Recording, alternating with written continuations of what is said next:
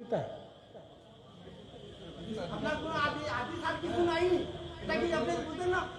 কিতা কি হয়েছে?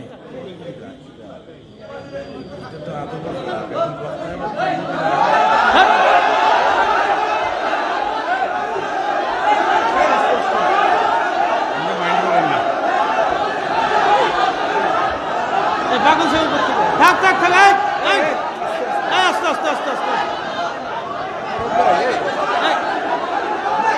না না আপনার বসেন বসেন বসেন বসেন বসেন। উনি বুঝে নাই বুঝে নাই উনি বুঝে নাই বুঝে নাই বসেন বসেন।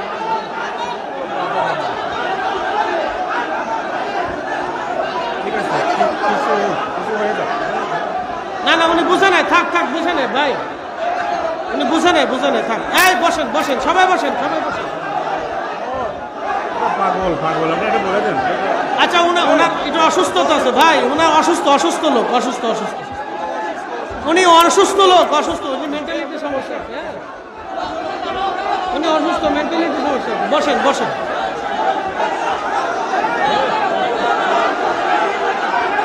আপনারা বসেন, উনি মেন্টালিটি সমস্যা আছে।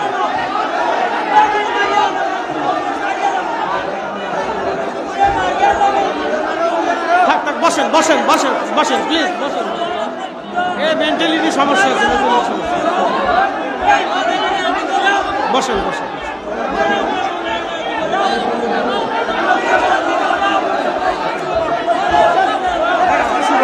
বসেন বসেন সবাই বসেন। আচ্ছা আমি বসে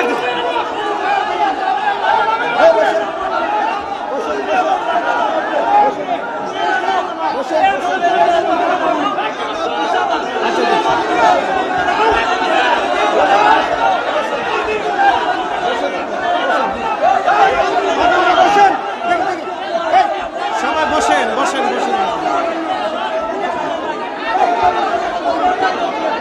রব্বুল আলামিন কুরআনুল কারীমে বলেন ইয়া আইয়ুহাল ইনসান,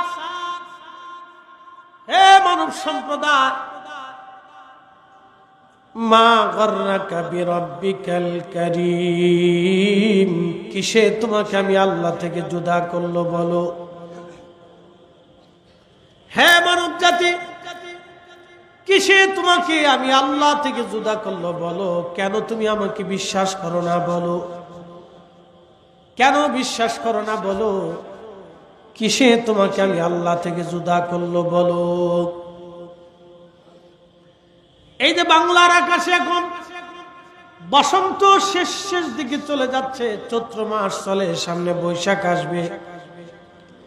বৈশাখ আর জ্যৈষ্ঠ মাস হলো গরমকাল, গ্রীষ্মকাল চলবে। আষাঢ় এবং শ্রাবণ মাস হবে বর্ষাকাল।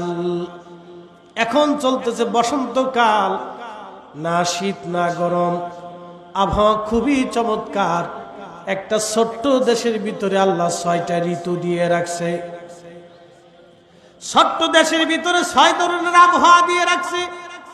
বসন্তের পরে আসবে গ্রীষ্ম, গ্রীষ্মর পরে আসবে বর্ষাকাল, বর্ষাকালের পরে আসবে শরৎকাল, শরৎকালের পরে আসবে হেমন্ত, হেমন্তর পরে আবার আসবে শীত।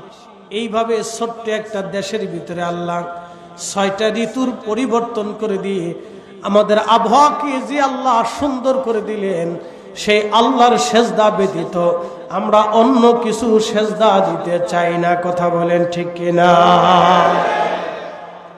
কখনো তোমাকে যদি ভুলি,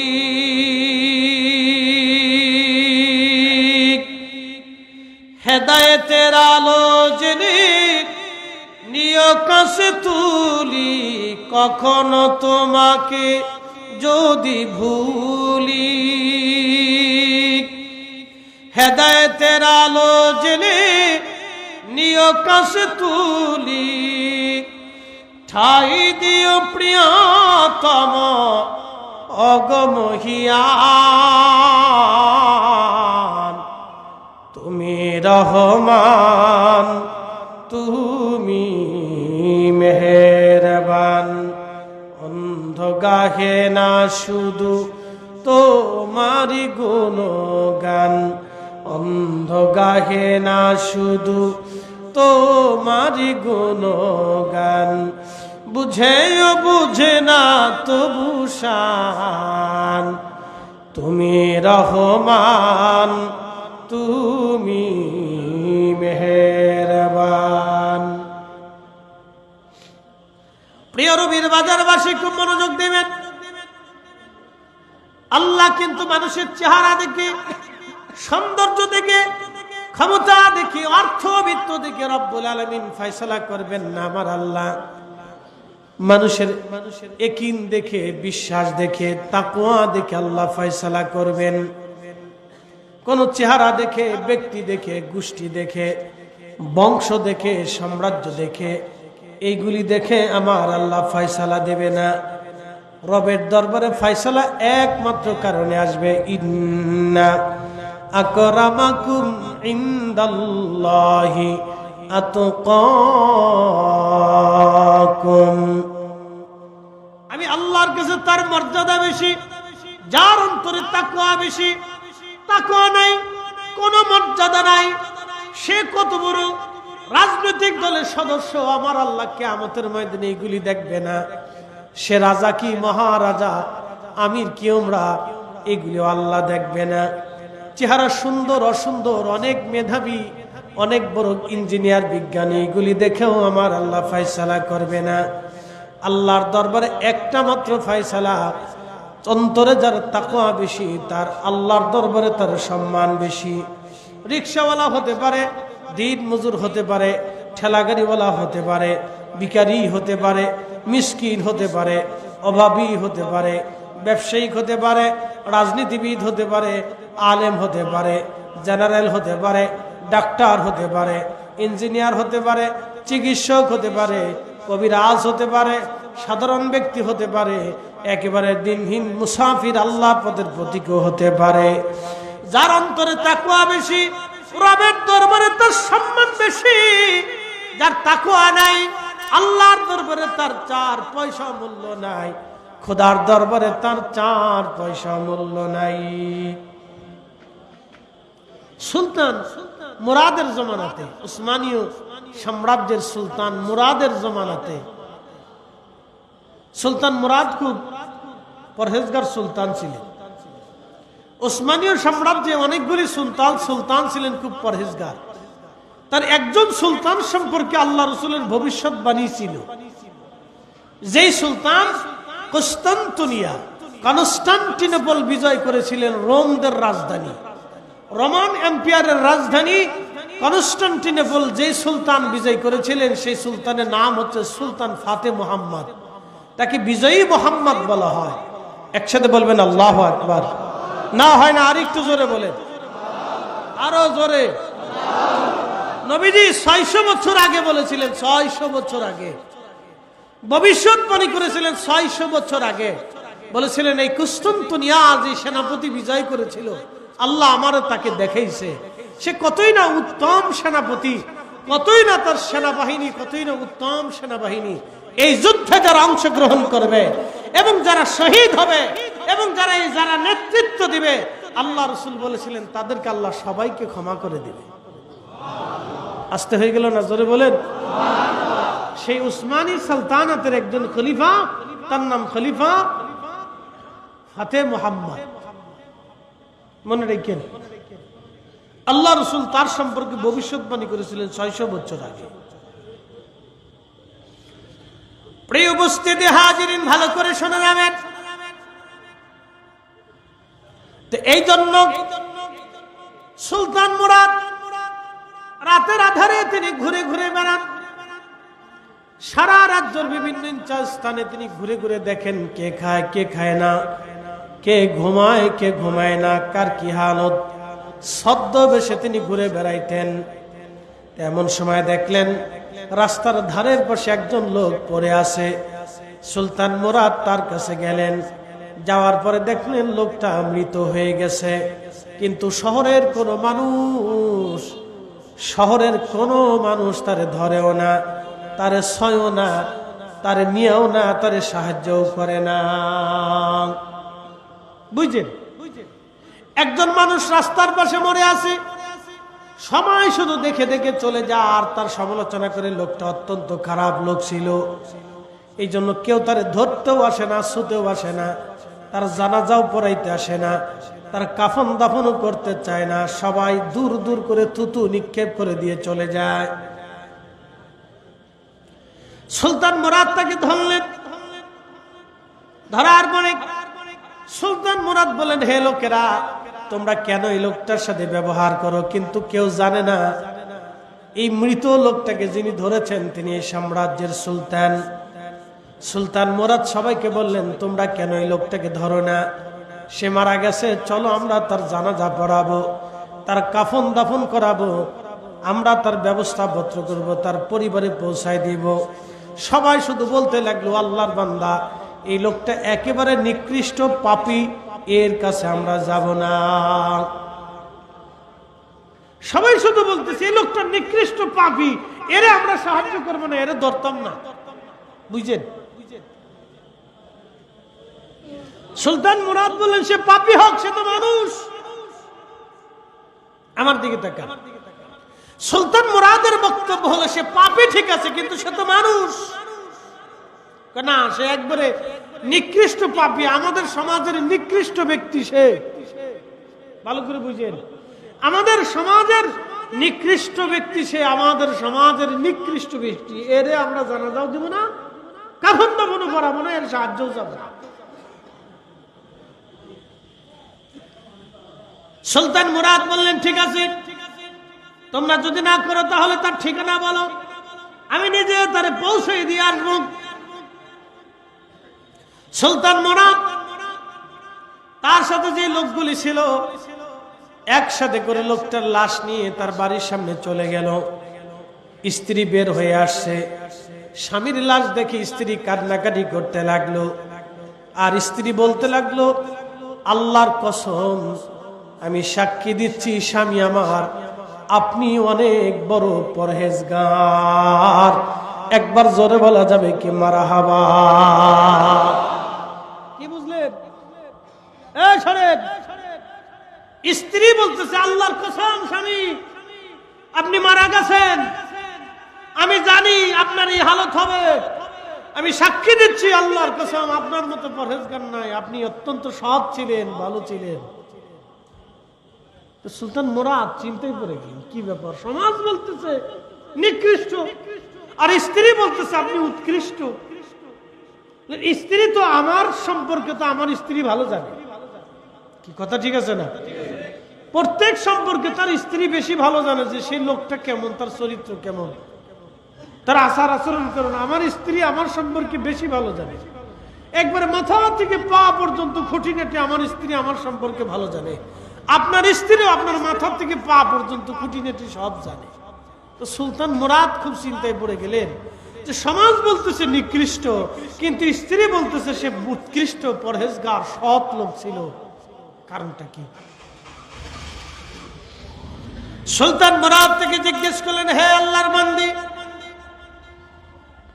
আপনি বলেন তো, সমাজের মানুষ আপনার স্বামী সম্পর্কে নিকৃষ্টতার অভিযোগ দিচ্ছে, আপনার স্বামী বলে খুব খারাপ লোক ছিল, খুবই নিকৃষ্ট লোক ছিল। বলেন তো, আপনি বলতেছেন আপনার স্বামী উৎকৃষ্ট এবং আপনার স্বামী পরহেজগার, কিন্তু সমাজ বলে নিকৃষ্ট, আপনি বলেন উৎকৃষ্ট, বিষয়টা কি বলবেননি? তখন স্ত্রী কেঁদে কেঁদে বলল, হে আল্লাহর বান্দা, আপনি কে? সিএনজি মিনজি মাহফিলের কাছে একটা জ্বালা, এটি এমন এক মেশিন, এটি স্টার্ট লয় লয় লয়, কি কথা ঠিক আছে? এটা এমন এক মেশিন, এটি স্টার্ট লয় লয় লয় না, এটার গুতাই স্টার্ট করা লাগে, অনেক গুতাইয়া তারপরে এটা স্টার্ট করে। তুই স্টার্ট হবি না কে? ওটা জোর করিয়া এটা মরিত করা লাগে।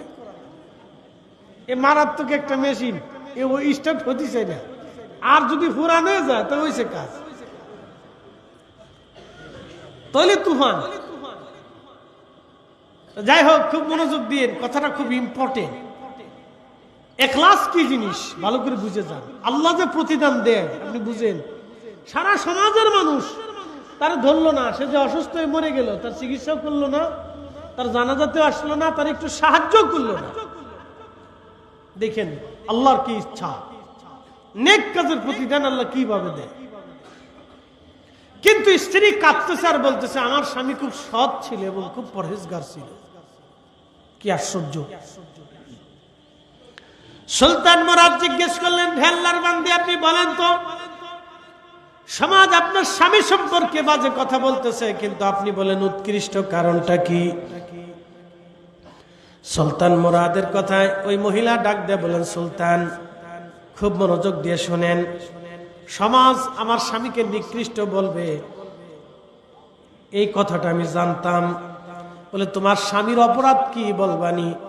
বলে আমার স্বামীর কোনো অপরাধ না, তবে আমার স্বামী একটা কাজ করতেন।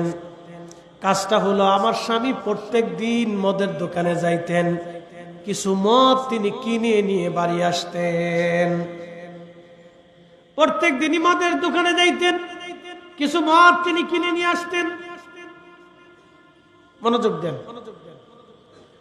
গুলশান বনানীতে যে বার হাউস আছে, বুঝতেছেন তো, বড় বড় শহরে যে বার হাউস আছে, এই বার হাউস আমি কি ইচ্ছা করলে বন্ধ করতে পারবো?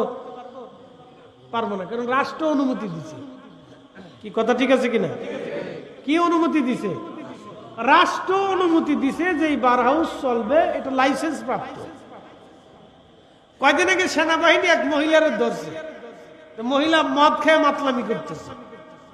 তো মহিলা বলতেছে, আমি যে মদ খাই আমার লাইসেন্স আছে।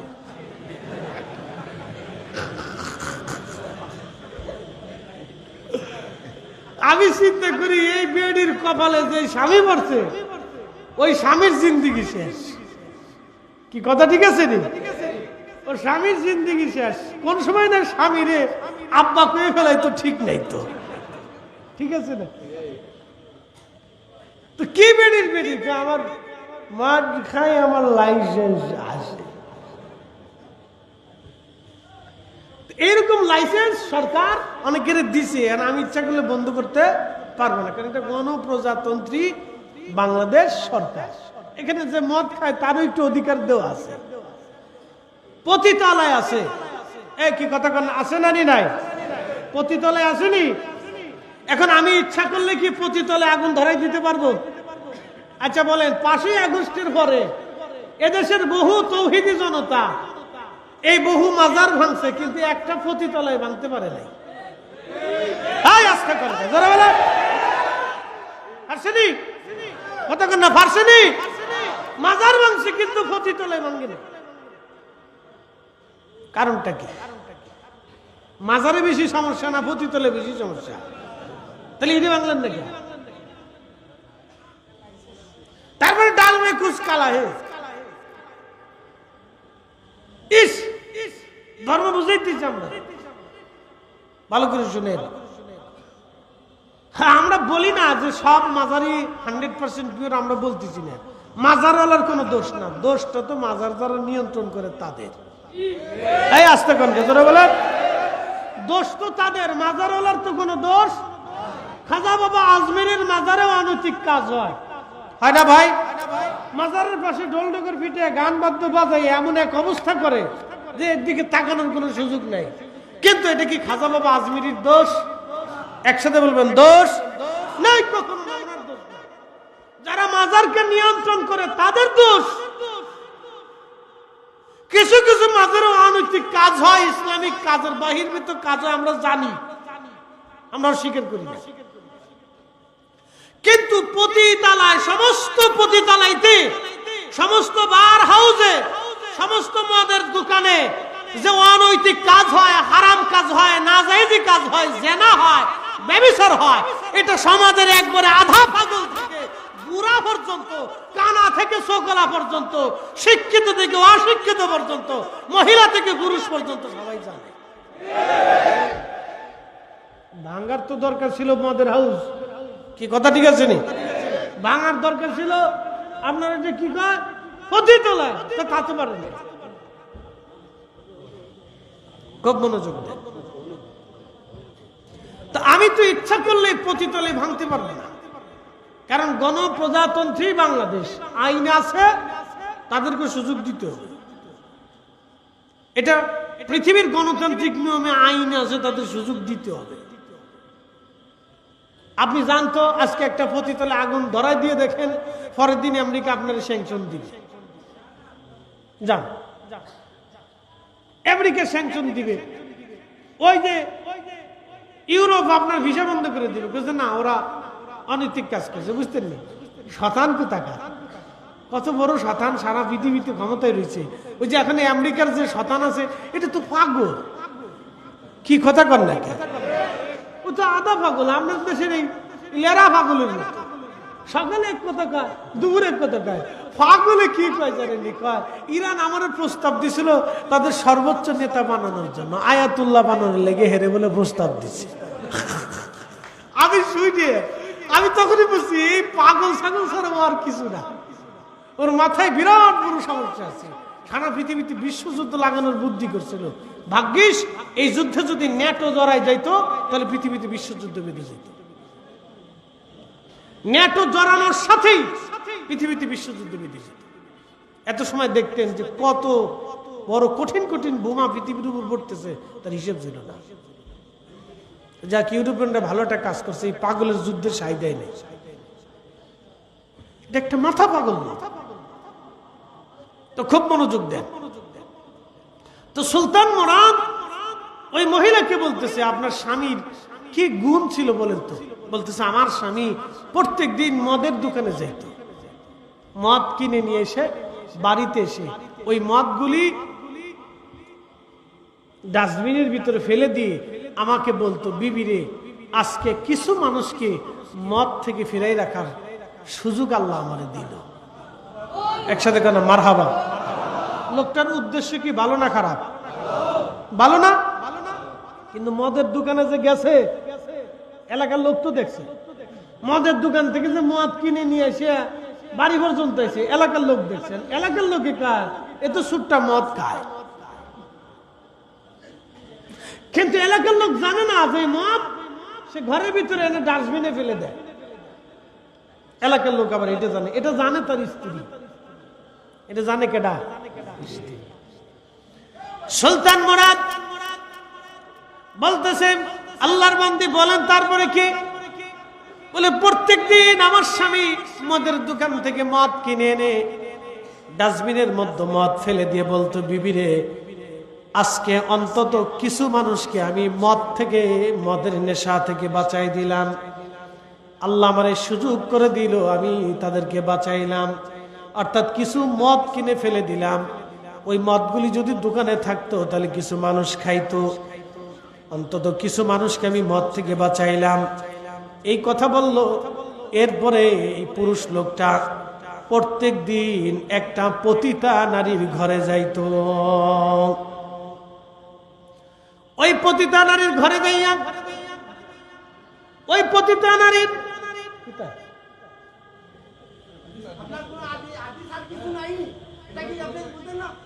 কিতা কি সে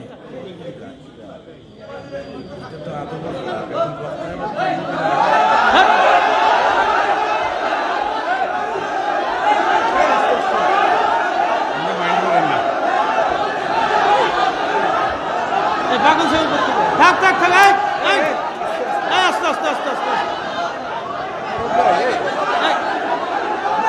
না না, আপনার বসেন বসেন বসেন বসেন বসেন। উনি বুঝে নাই, বুঝে নাই, উনি বুঝে নাই, বুঝে নাই। বসেন বসেন।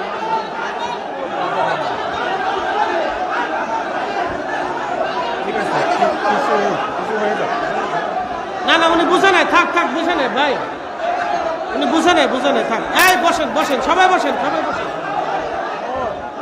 পাগল পাগল, আপনি এটা বলে দেন।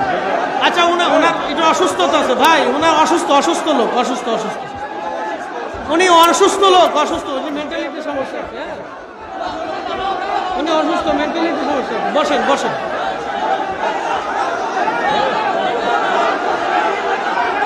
আপনারা বসেন, উনি মেন্টালিটি সমস্যা আছে।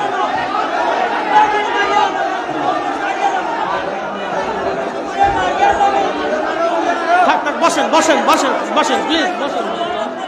এই মেন্টালিটি সমস্যা আছে, বসেন বসেন।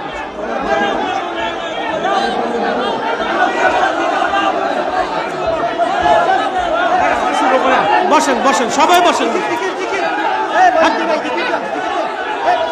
আচ্ছা আমি বসে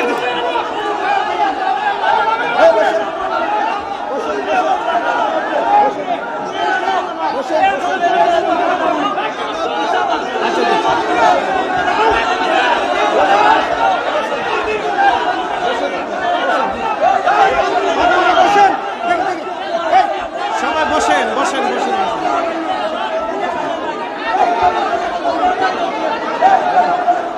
ভাই বসেন, ওনার ওনার একটু অসুস্থ। সবাই সবাই বকে ভাই ভাই সবাই বসে সবাই বসে। আচ্ছা করুন, সবাই বসি, ওনার মেন্টালিটি সমস্যা আছে, বসে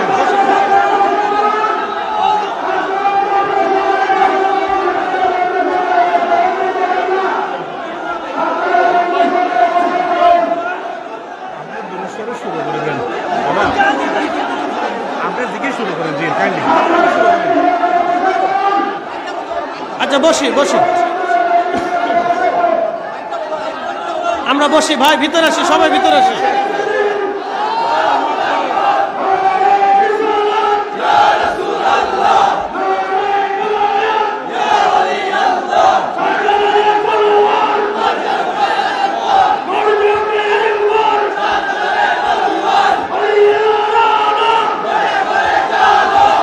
সবাই বসেন বসেন।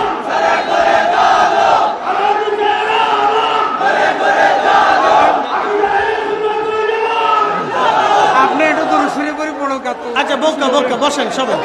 আল্লাহুম্মা সাল্লি আলা সাইয়্যিদিনা মাওলানা মুহাম্মদ ওয়া আলা আলি সাইয়্যিদিনা আল্লাহুম্মা সাল্লি আলা সাইয়্যিদিনা। চলে আসেন, আসেন আসেন সবাই ভিতরে আসেন, সবাই বসেন, সবাই আসেন, সবাই আসেন, সবাই ভিতরে আসে বসেন, ইনশাল্লাহ আলোচনা হবে, উনি বুঝে নেই। সবাই আসেন, সবাই আসেন ভাই, সবাই ভিতরে চলে আসেন।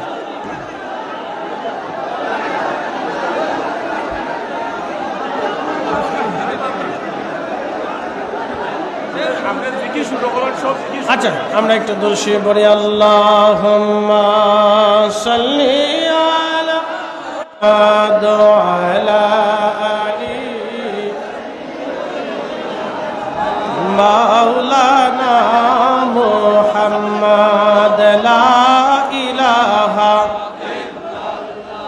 লা ইলাহা হাসবি রব্বি জাল্লাল্লাহ মা ফি কলবি গায় আহা নূর মুহাম্মদ সাল্লাল্লাহু লা ইলাহা লা ইলাহা হক লা ইলাহা ও আল্লাহ আল্লাহ আল্লাহ আল্লাহ আল্লাহ আল্লাহ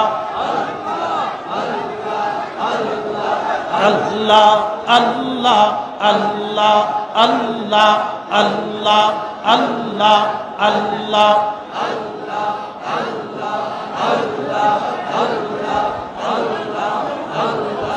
আল্লাহ তোমার প্রেমের খেলা কেউ বুঝে কেউ বুঝে না ইয়া আল্লাহ আল্লাহ আল্লাহ তোমার প্রেমের খেলা কেউ বুঝে কেউ বুঝে না ইয়া আল্লাহ আল্লাহ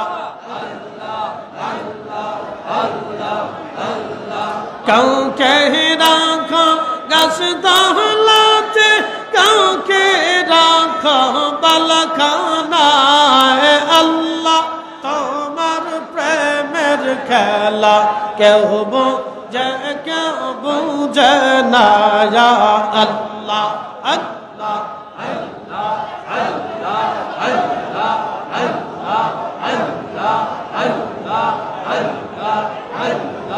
ইব্রাহিম তোমার নামে ছিল নমরুদের আগুনে ফেলল আগুন হইল ফুল বাগিচা পশম কানে পড়ল না আল্লাহ তোমার লীলা খেলা কেউ বুঝে না ইয়া আল্লাহ আল্লাহ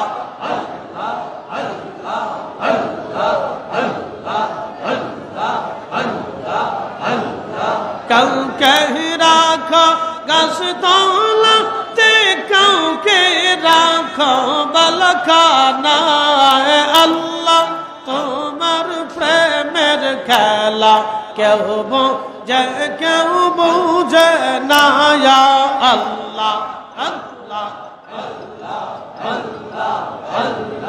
আল্লাহ আল্লাহ আল্লাহ আল্লাহ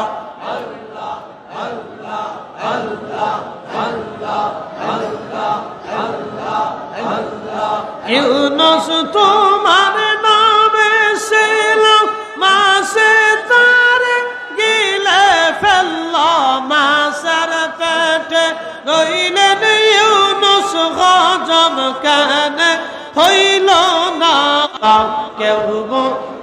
কেউ বুঝে না ইয়া আল্লাহ আল্লাহ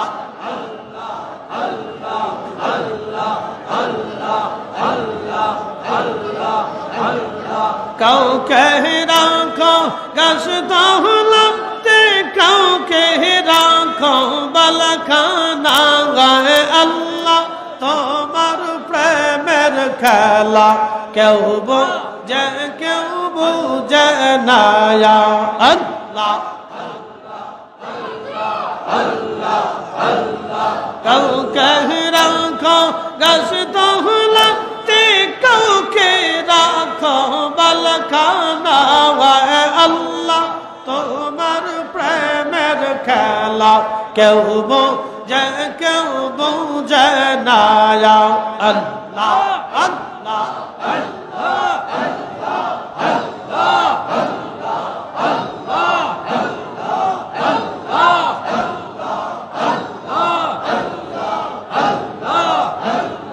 মুসা তোমার নামে ছিল তোর পাহাড়ে সওয়াল করলো পাহাড় পইরা সুরমা হইল মুসা কেন পুরল না আল্লাহ তোমার প্রেমের খেলাম কেউ বুঝে না ইয়া আল্লাহ আল্লাহ আল্লাহ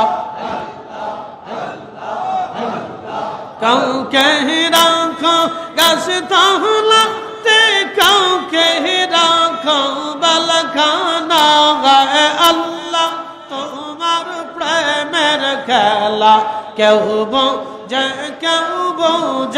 না ইয়া আল্লাহ আল্লাহ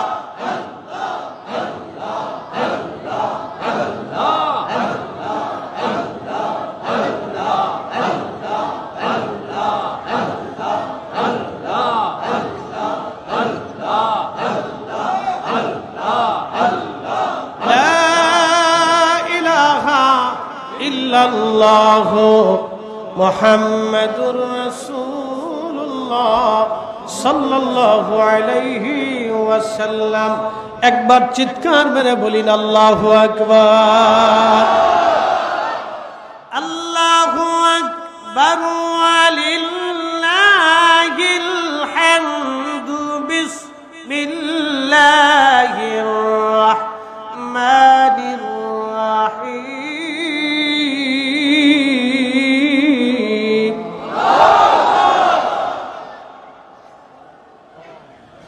إن الذين آمنوا وعملوا الصالحات أولئك هم خير البرية الله رب العالمين কোরআনুল কারীমের ভিতরে আমার আল্লাহ বললেন, ইন্নাল্লাযীনা আমানু, নিশ্চয়ই যারা ঈমানদার, ওয়া আমিলুস সালিহা, এবং নেক আমল করে। কি আমল?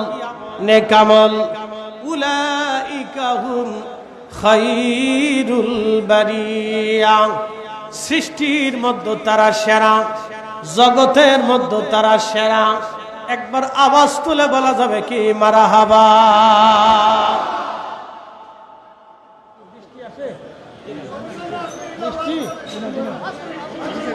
বৃষ্টি আসলে আসুক না।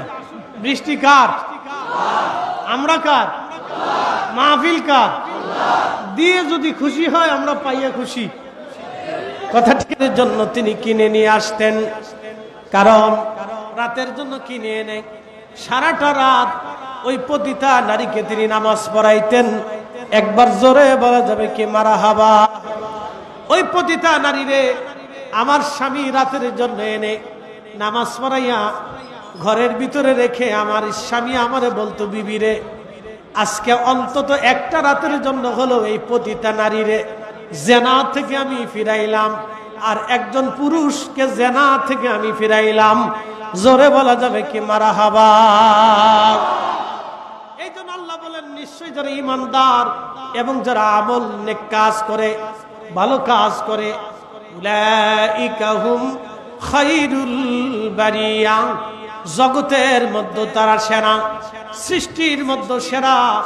আমার রব এরপরে বলেন, জাযাউহুম ইনদা রাব্বিহিম জান্নাতু আদনিন তাজরি মিন তাহতিহাল আনহার, আনহারু খালিদিনা ফিহা আবাদা। রব্বুল আলামিন বললেন, এই ঈমানদার এবং নেক আমল যারা করবে, জাযাউহুম ইনদা রাব্বিহিম জান্নাহ, আমি তাদের জন্য একটা জান্নাত বানাইলাম। প্রতিদান হিসেবে আমি আল্লাহ, পুরস্কার হিসেবে আমি আল্লাহ, প্রতিদান হিসেবে আমি আল্লাহ একটা জান্নাত বানাইলাম। ওই জান্নাতের নিচ দিয়ে নহর প্রবাহিত হবে। একটা নহরের নাম হবে মধুর নহর, শরবতের নহর হবে, আর একটা নহর হবে দুধের, আর একটা নহর হবে আপনার পানির নহর হবে। এইভাবে 4টা নহর ওই জান্নাতের নিচ দিয়ে প্রবাহিত হবে। আল্লাহ পাক ডাক দিয়ে বললেন, কতদিন তারা এই জান্নাতে থাকবে জানেননি? মেহবুব উম্মতকে জানায় দেন, খালিদিনা ফিহা আবাদা, চিরদিন তারা জান্নাতে থাকবে, চিরদিন। কোনদিন ওই জান্নাত থেকে তারা বের হবে না, চিরদিন তারা জান্নাতে থাকবে, কোনদিন ওই জান্নাত থেকে তারা বের হতে হবে না, চিরদিন পর্যন্ত তারা জান্নাতে থাকবে, কোনদিন ওই জান্নাত থেকে তারা বের হবে না। মহিলা কাঁদে, বলে, আল্লাহর বান্দা, আমি আমার স্বামীকে বারবার বলতাম, স্বামীরে, আপনি যে এই কাজগুলি করেন সমাজ আপনাকে নিকৃষ্ট মনে করবে, আপনার জানাজা সমাজ পড়াবে না, আপনার কবর দেবে না, আপনার গোসলও দেবে না, আপনার কাফন দাফনও সমাজ এই রাষ্ট্র আপনার করবে না।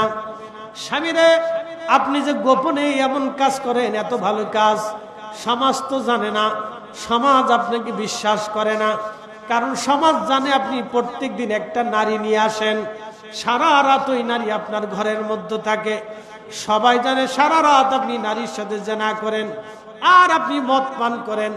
স্বামীরে, এই সমাজ আপনাকে নিকৃষ্ট মনে করে, পশুর থেকেও আপনাকে নিকৃষ্ট মনে করে। আপনি যদি মারা যান তাহলে এই সমাজ আপনার গোসল, জানাজা, দাফন কাফন কিছুই দেবে না। তখন আমার স্বামী মুস্কি হাসি দিয়ে বলতেন, বিবিরে, চিন্তা করিও না, ভালো কাজের প্রতিদান দুনিয়ার কোনো মানুষ দেয় না, নেক কাজের প্রতিদান আমার আল্লাহ নিজে দেয়। তুমি মনে রাখো, জমানার বাদশা নিজে আমার জানাজা পড়াবে। জোরে বলা যাবে কি মারহাবা? বিবি, নেক কাজের প্রতিদান মানুষ দেয় না, নেক কাজের প্রতিদান আল্লাহ দেয়। কে দেয়? কে দেয়? আল্লাহ দেয়, কোনো মানুষ দেয় না। বিবি, তুমি চিন্তা করো না, আমার আল্লাহ আমার জন্য প্রতিদান দিবে। সমাজ জানে আমি জেনাকারী, সমাজ জানে আমি মধু পাই, কিন্তু তুমি তো জানো আমি কি কাজ করি। তুমি তো জানো যে আমি মানুষকে মদ থেকে বাঁচানোর জন্য কিছু মদ কিনে এনে ফেলে দেই। তুমি জানো একটা পতিতা নারীরে আমি রাত্রিবেলা নিয়ে এসে অন্তত সারা রাত ওই জেনার থেকে তারে বাঁচাই। আর একটা পুরুষকে, যুবককে জেনার থেকে, এই কঠিন গুনাহ থেকে আমি তারে বাঁচাই দিলাম।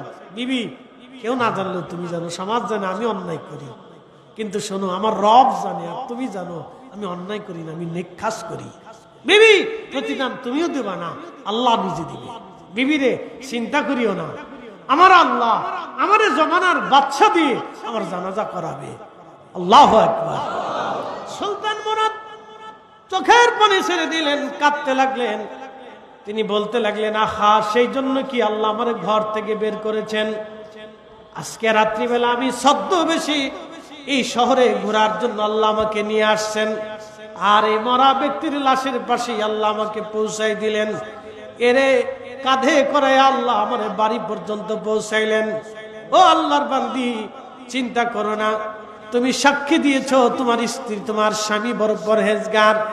আল্লাহ পাকের এই কুদরত থেকে আমি বুঝলাম এই ব্যক্তি পরহেজগার।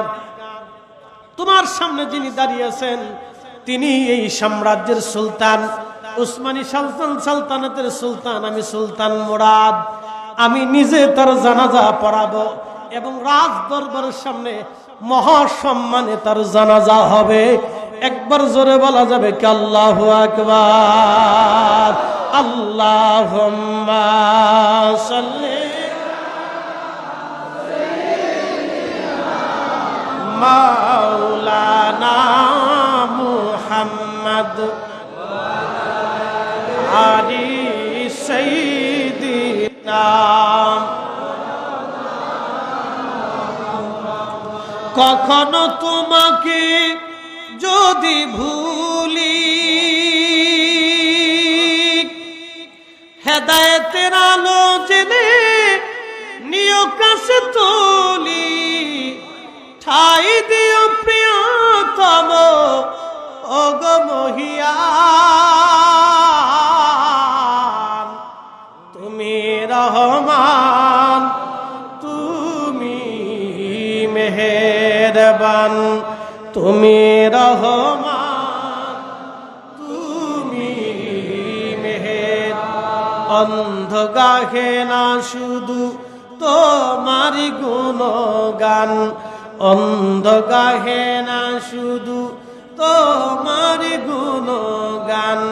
বুঝেও বুঝে না তবু শান, তুমি রহমান, তুমি মেহেরবান। আল্লাহুম্মা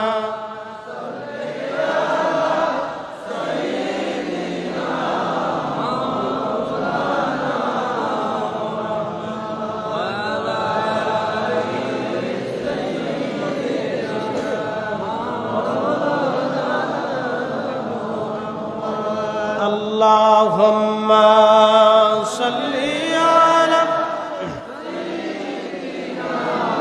Maulana Muhammad wa ala ali sayyidina।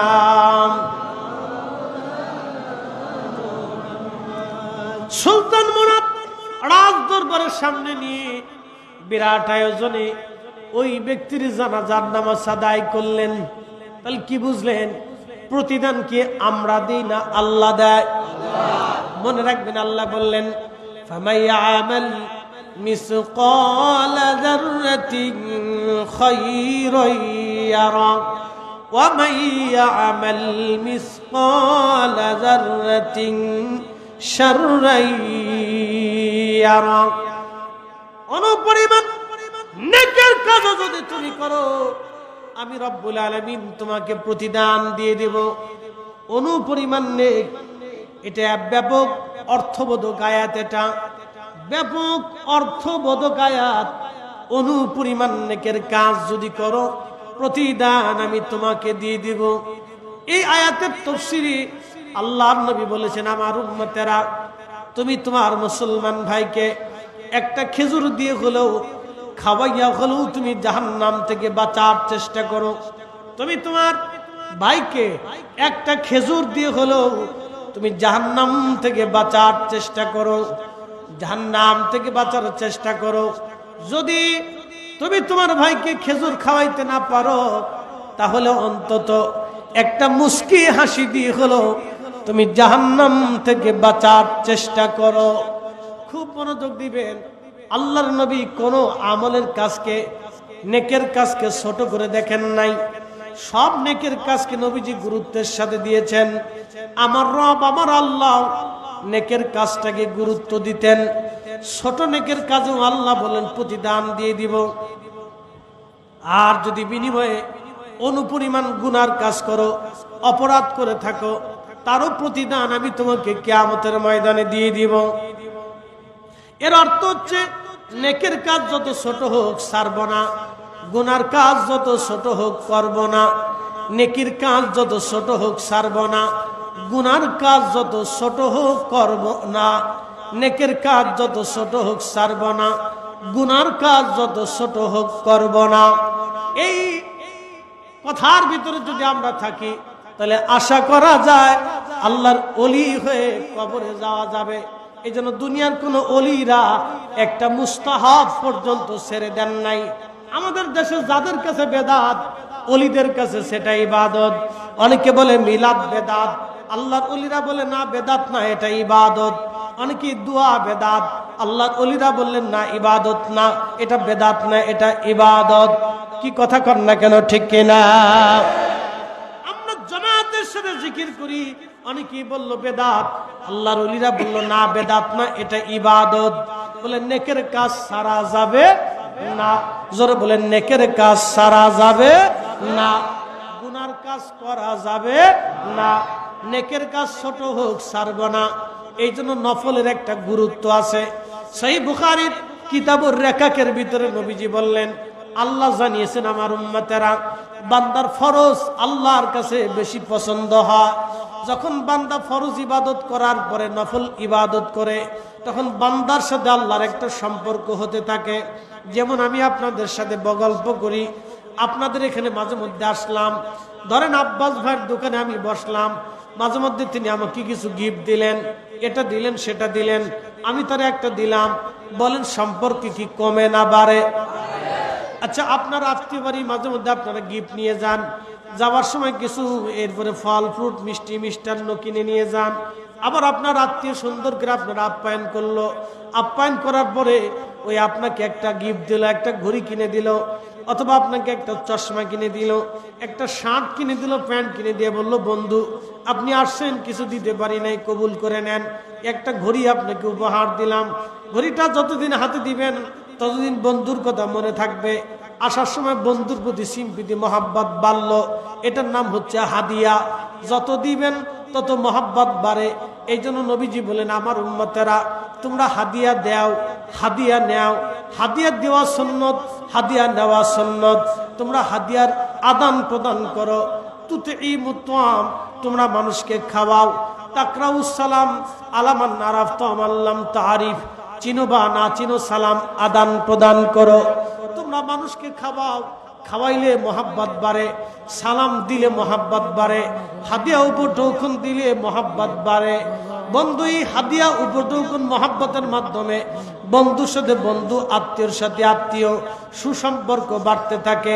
একজনের সাথে আরেকজনের সুসম্পর্ক বাড়ে, মোহাব্বতের সম্পর্ক বাড়ে। ঠিক নফল ইবাদত হচ্ছে বান্দার পক্ষ থেকে আল্লাহর জন্য হাদিয়া। ভালো করে শুনে নেন, নফল ইবাদত হলো বান্দার পক্ষ থেকে আল্লাহর জন্য হাদিয়া।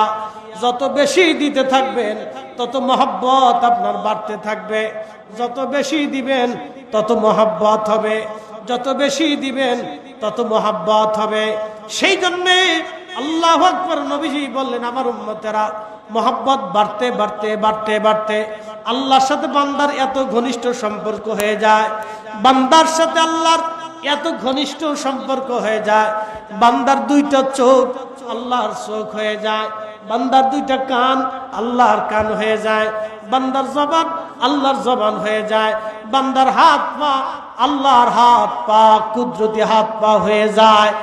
একবার জবান খুলে চিৎকার মেরে আওয়াজ তুলে বলেন আল্লাহু আকবার।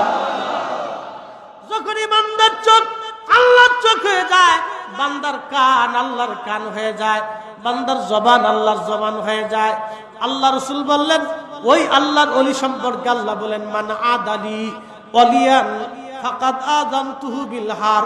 আমার ওই বন্ধুর সাথে যে দুশমনি করে, আমি আল্লাহ তার সাথে যুদ্ধ ঘোষণা করি। শুধু যুদ্ধ ঘোষণা না, তোমরা শুনে নাও, ওয়া ইন সাআলানি লা উতিয়ান্নাহু ওয়া লা ইস্তাআযানি লা উইজান্নাহু। ওই ওলিরা আল্লাহর কাছে চাইতে দেরি হয়, আল্লাহর আসমান থেকে যাইতে দেরি হয় না, একটা জবান বন্ধ থাকবে না। চিৎকার মেরে আওয়াজ তুলে বলেন আল্লাহু আকবার। মাকালের ফল দেখতে ভালো, উপরে লাল নীল ভিতরে কালো। মাকালের ফল দেখতে ভালো, উপরে লাল নীল ভিতরে কালো। ওরে সারা জীবন এমনি গেল দয়াল, খাইতে আমরা পারলাম না। যার ভিতরে নাই রসুলের প্রেম, তার সাথে ভাব রাইখো না। হিসাব কি সহজ না কঠিন? খুব ভালো মনোযোগ দিয়ে কথা শুনেন, যে আমার জন্য দোয়া করে না, তার সাথে পীড়িত করে লাভ আছে। হিসাব একবারে সহজ। যার আমার জন্য দোয়া করবে না, আমার মরার পরে যে বন্ধু আমার কবরের পাশে যাবে না, তার সাথে বন্ধুত্ব করে লাভ নেই। যে সন্তান আমার মরার পরে দোয়া করে না, ও সন্তান রাখার চাইতে না রাখাই ভালো। আসলে এরকম কালকে ভিডিওতে দেখলাম, এক ছেলে তার বাবার কবর ভাঙতেছে। দেখছে না? যারা অনলাইন অফলাইনে সবসময় থাকে, এরা অনেক খবর জানে যে বাবার কবর ছেলে পিঠে ভাঙতেছে। বলে কেন? জমিতে ভাগ কম পড়ছে। তাহলে বুঝা গেল বাপের চাইতে ছেলে জমিনে প্রাধান্য দেয়। এটা কুলাঙ্গার সন্তান। কথা ঠিক আছে নি? বাংলাদেশে কুলাঙ্গার সন্তান কি কম না? অনেক আছে, অনেক আছে। আপনাদের কি বুঝায় এখন মাসলা বাতায় দিয়ে যাই। যদি বাবা মা আপনাকে কোনো সম্পদ নাও দেয়, কোনো সম্পদ বাবা মা আপনারা দেয় নাই, তারপরেও আপনি বাবা মার বিরুদ্ধে সমাজে সালিশ ডাকতে পারেন না। পারেন না? কোনো সন্তান বাবা মার বিরুদ্ধে সালিশ ডাকতে পারে না যে আমার বাবা আমার সাথে অন্যায় করছে, আমার মারে আমার ভিটে আমার ঘর থেকে বের করে দিছে। আপনি সালিশ ডাক দিতে পারেন না, কারণ সে আপনার বাবা। সন্তান সালিশ ডাকতে পারে না, মামলা দিতে পারে না। বাপের বিরুদ্ধে সন্তানের মামলা হয় না, বাবা মার বিরুদ্ধে সন্তানের মামলা হয় না, আল্লাহর আদালতও হবে না। আবু হুরায়রা রাদিয়াল্লাহু আনহু মার বিরুদ্ধে যে রাসূলের দরবারে বিচার দিয়েছিলেন, আল্লাহ রাসূল বলেন এই বিচার গ্রান্টেড হবে না, মঞ্জুর হবে না, চলে যাও। একসাথে কোন আল্লাহু আকবার। বুঝে নেন এবার, নবী ফিরে দিয়েছে কেউ, এটা মঞ্জুর হবে না, চলে যাও।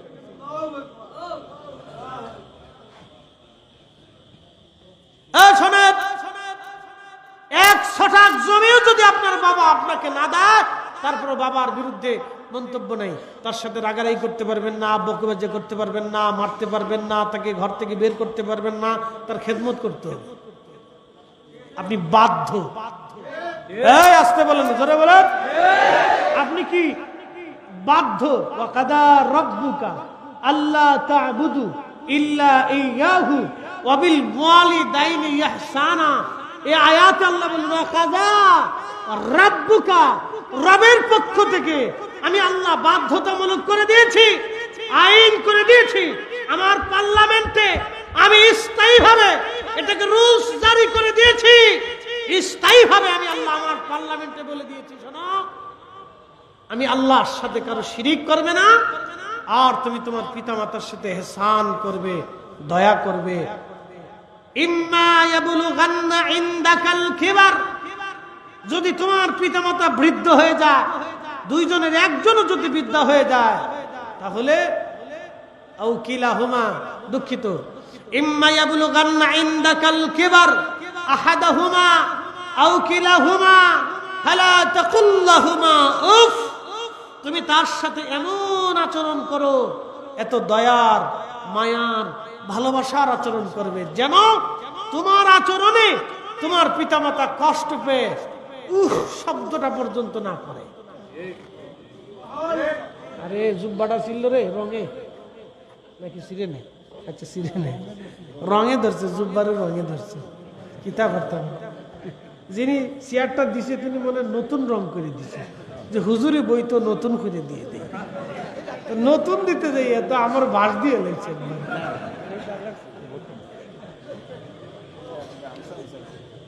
বেশি মহাব্বত ইউসুফ আলাইহিস সালামের বিপদ হয়েছিল, বেশি ভালোবাসায় এরকম বিপদ হয়ে যায়। অনেকে বলে বেশি ফিরিতে খেতা জিরে, কথা কিন্তু খারাপ না, খুব মনোযোগ দেন। তো যেই কথা বলছিলাম, আল্লাহর আইনে আল্লাহর বিধানে আপনি বাবা মার বিরুদ্ধে মামলা দিতে পারবেন না, কারণ আল্লাহ নিজে বলে দিয়েছেন শব্দটা পর্যন্ত যেন না করে। এরপর আল্লাহ ওয়াজ করছেন, আও কিলাহুমা ফালা তাকুল লাহুমা উফিন ওয়ালা তানহারহুমা, তুমি তার সাথে কঠোর ভাষা দিয়ে কথা বলতে পারবে না। অকুল লাহুমা কওলান কারীমা, তুমি দয়ার এবং মায়ার ভালোবাসার শব্দ দিয়ে তার সাথে কথা বলবা এবং সুন্দর আচরণ তুমি করবা। আখফিদ লাহুমা জানাহাজ যুল্লি মিনার রাহমা, আল্লাহ বলেন আমি আমার পার্লামেন্টে আইন করে দিলাম, তোমার যত রহমত আছে, যত দয়া আছে, ভালোবাসা আছে, সব ভালোবাসা দয়া তুমি তোমার বাবা মার জন্য বিছায় দিবা। একটা জবান বন্ধ থাকবে না, জোরে বলেন আল্লাহু আকবার। রবির বাজারবাসী শুনে যাবেন, আমার আল্লাহ এখানে শেষ করেন নাই। আমার আল্লাহ আরো বললেন, আমি আল্লাহর পার্লামেন্ট থেকে তোমাদের জন্য আইন করে দিলাম, তোমার পিতামাতা যদি মারা যায়, ওকুর রাব্বিরহামহুমা কামা রব্বায়ানি সগীরা, একসাথে বলেন রব্বিরহামহুমা কামা।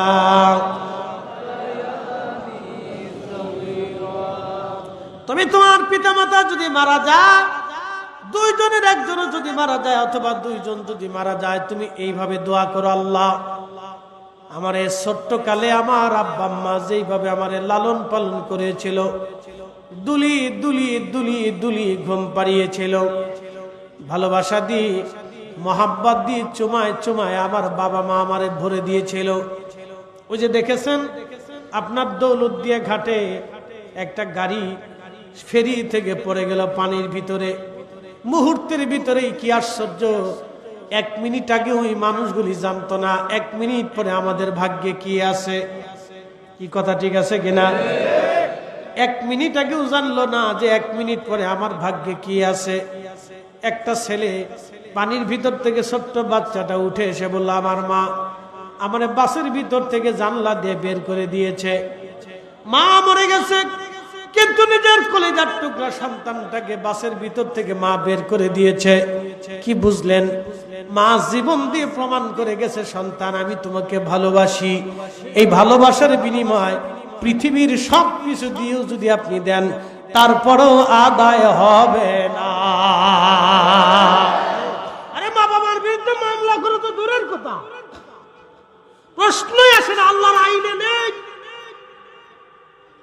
কোন সন্তান পিতা মাতার বিরুদ্ধে সালিশ ডাকতে পারে না, আল্লাহর আইনে নেই, আল্লাহর সংবিধানে নেই, আল্লাহর কোরআনে নেই, রাসূলের জিন্দেগিতে নেই, নবীর তরিকার ভিতরে নেই।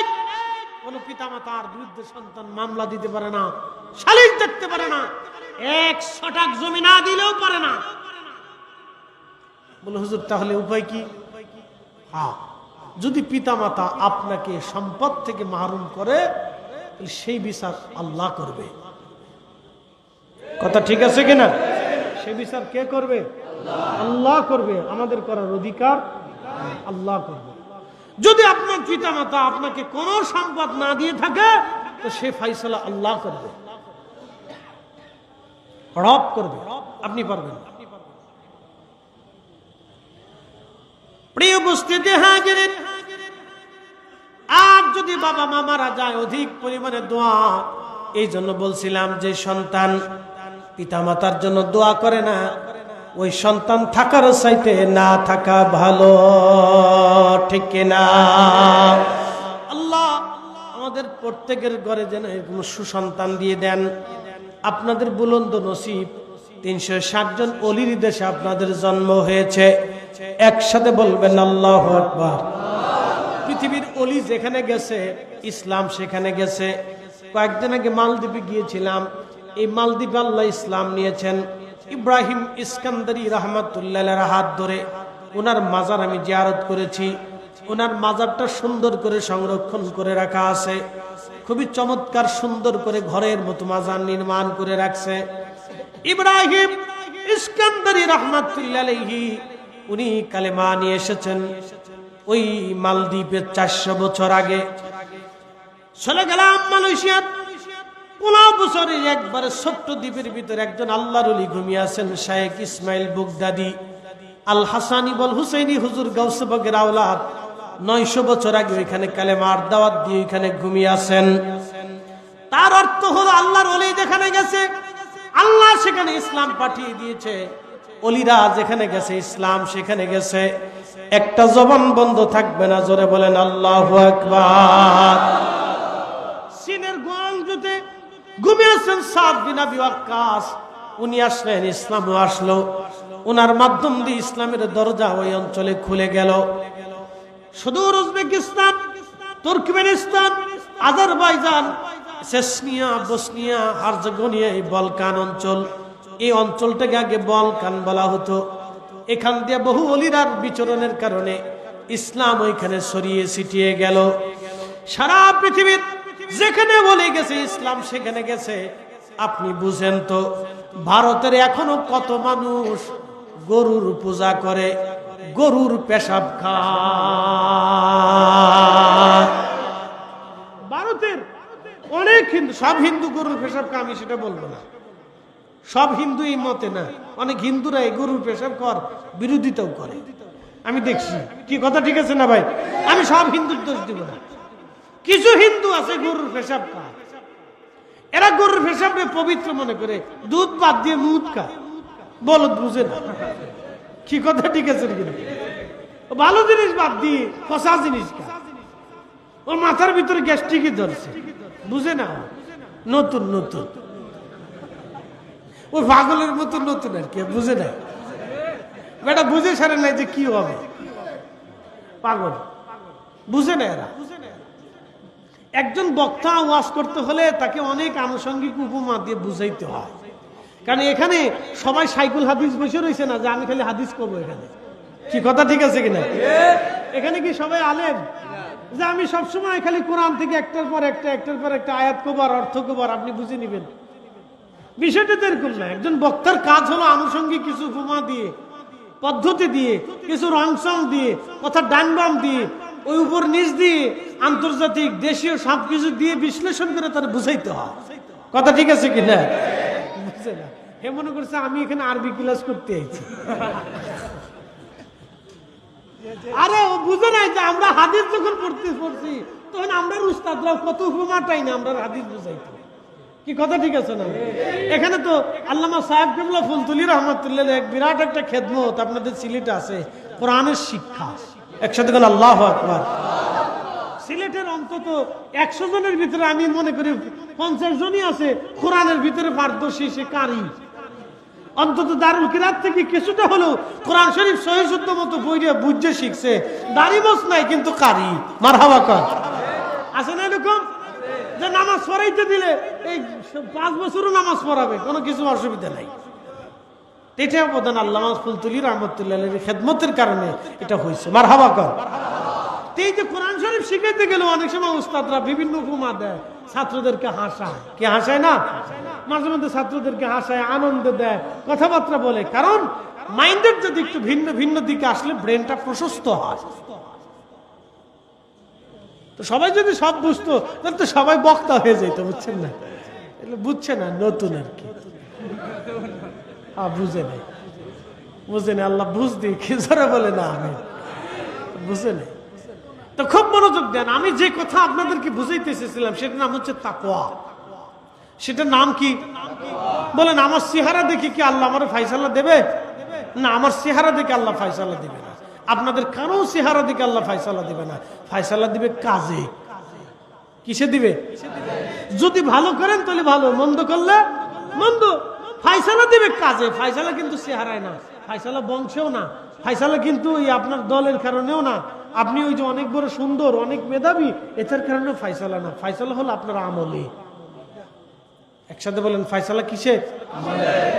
আমার পীরের দরবারে অনেকেই গেছে, এখন কেউ যায় যদি নামাজ না পড়ে তাহলে কি প্রতিদান সে পাবে? যে যদি নামাজ পড়ে তাহলে সে প্রতিদান পাবে, যদি জিকিরে বসে তরিকত ওজিফা কালাম করে তাহলে সে কিছু প্রতিদান পাবে, যদি না করে তাহলে প্রতিদান পাবে না। হিসাব সহজ, প্রতিদান হচ্ছে কাজে। নেক আমলের মাধ্যমে আল্লাহ বান্দার হিসাব নিকাশ করবে। এটা আমি বুঝাইতে চেয়েছিলাম।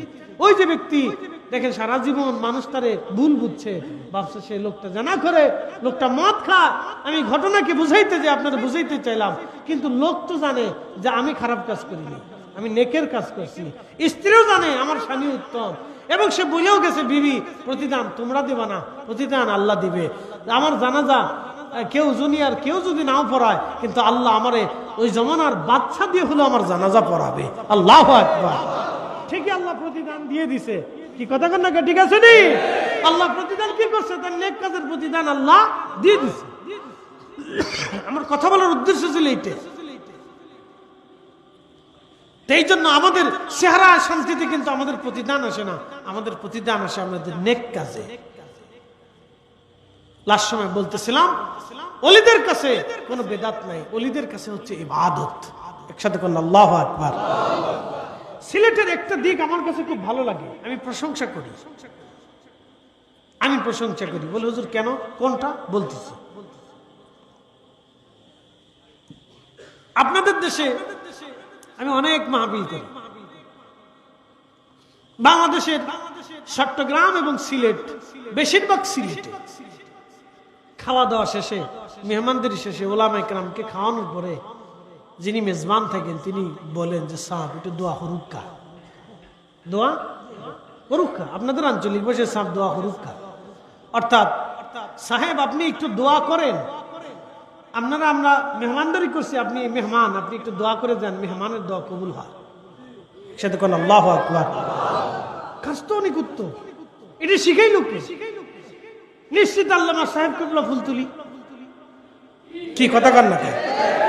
উনি শিখাইছে না? একসাথে কোন আল্লাহু আকবার। উনি শিখাইছে না? কথা কন না কেন? উনি শিখাইছে না? তো বাংলাদেশের এই সিলেটের যত ব্যক্তি দোয়া করবে এই ওনার শিখানোর কেন উনি কি নাকি পাবে না? কথা কন না কেন? উনি পাবে না? আমার পীর মুর্শিদ আপনারা ফাতিহা শিখিয়েছেন, নফল শিখিয়েছেন, জিকির শিখিয়েছেন, দোয়া শিখিয়েছেন, জিয়ারত শিক্ষা দিয়েছেন। বলেন লক্ষ লক্ষ মুরিদরা যখন এই ফাতিহা দোয়া জিকির আজকার করে, তখন কি ওনার পীর মুর্শিদ আমার পীর মুর্শিদের নেক আমলে কি সেটা যোগ হয় না?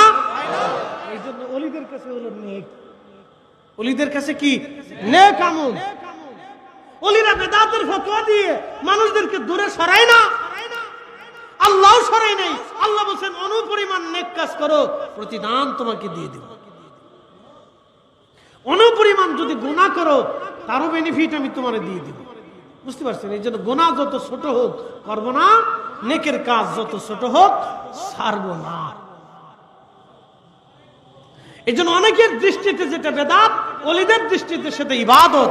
অনেকের দৃষ্টিতে যেটা বেদাত, ওলিদের দৃষ্টিতে সেটা ইবাদত। একসাথে বলবেন আল্লাহু আকবার। তাহলে কি এই ইবাদত চলবে না বন্ধ হবে? একসাথে বলেন চলবে না বন্ধ হবে? আল্লাহ কবুল করুক, জোরে বলেন আমিন। আসেন আমরা শেষ পর্যায়ে, রাত 12:30 বাজতেছে। দীর্ঘ সময় আপনাদেরকে নিয়ে কথা বলছি, মাঝখানে ছোট্ট একটু ভুলের ডিস্টার্ব মনে করি, এগুলো আমরা চলার পথে এগুলি কিছু মনে টনে করি না, আমরা মাফ করে দিই যে আল্লাহ বান্দার মাফ করে দিলাম। ভুল হতেই পারে, কথা ঠিক আছে না ভাই? আমারও হইতে পারে, স্বাভাবিক।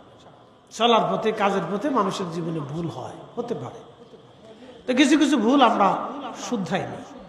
মনে রাখবেন, ভুল হলে একজনকে শুধরিয়ে দেওয়াটা এটা দায়িত্ব। ভুল হতে পারে, আল্লাহ মাফ করুক, আল্লাহ ক্ষমা করে দিক। আমি আপনাদেরকে দুইটা কথা বলতেছি,